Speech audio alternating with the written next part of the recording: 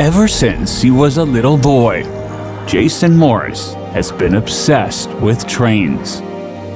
Which is why Jason, an environmentalist working for a San Francisco-based nonprofit, used to ride the rails along with his 10-year-old daughter as often as he could.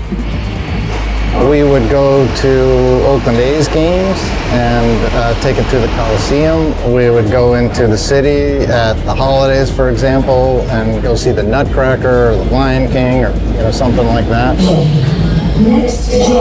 Being able to take the train everywhere was the main reason he eventually moved from the hustle and bustle of San Francisco to the quieter and more affordable Berkeley. We lived in 550 square feet with no access to the outdoors, and so when it came time to start thinking about having kids and buying a home, we knew we had to get out of the city. But even though he's a self-described BART enthusiast, the only time you'll see him on the train these days is on his way to and from work. It's more challenging now, and so we drive, which I would prefer not to do. From my standpoint, we need to do everything we can to get cars off the road and fossil fuels out of the system. Since COVID, transportation agencies everywhere have been struggling to bring back customers. But few have been hit as hard as BART. The once shining jewel of the Bay Area transit system seems to have lost its luster, with ridership at 45% of pre-pandemic levels.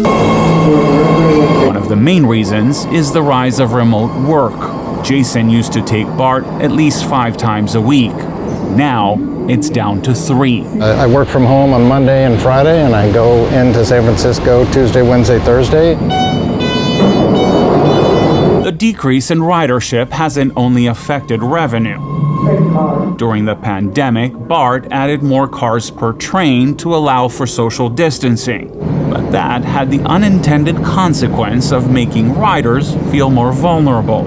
Recently, BART returned to shorter trains in an effort to reverse that perception. It feels safer. It feels like there are more sets of eyes paying attention to what's going on. And that gives me peace of mind commuting.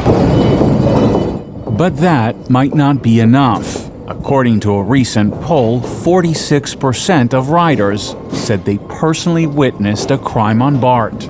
Of those surveyed, safety and cleanliness were the biggest concerns.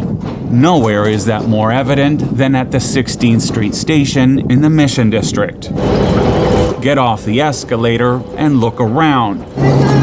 People passed out on streets filled with tents that at times resemble third world slums. There's no way around it, and you can see some attempts to make it better or to mitigate it, but it's still a challenge. It's a challenging area of the city, and there's a lot of need in these areas, and if you're going to ride BART, this is what you're going to see. Jason says in this area, you have to be hyper-vigilant. You have to be alert. You've got to be paying attention. And you should be paying attention anywhere. You got to pay a little more attention when you get to this section of street, and you figure out where you're going and you go there. It's not a place to hang out. But this isn't the only problematic area. As we come out of Civic Center Plaza, a man on a bike chases us with a rod.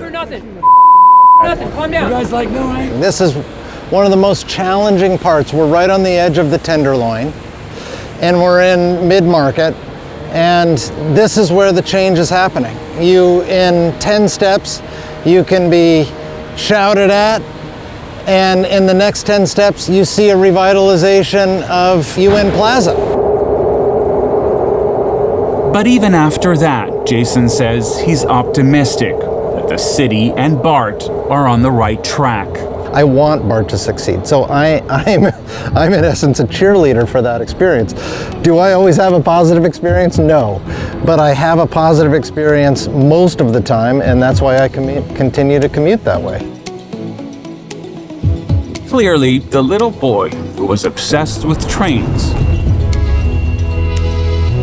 now hopes this is not the end of the line.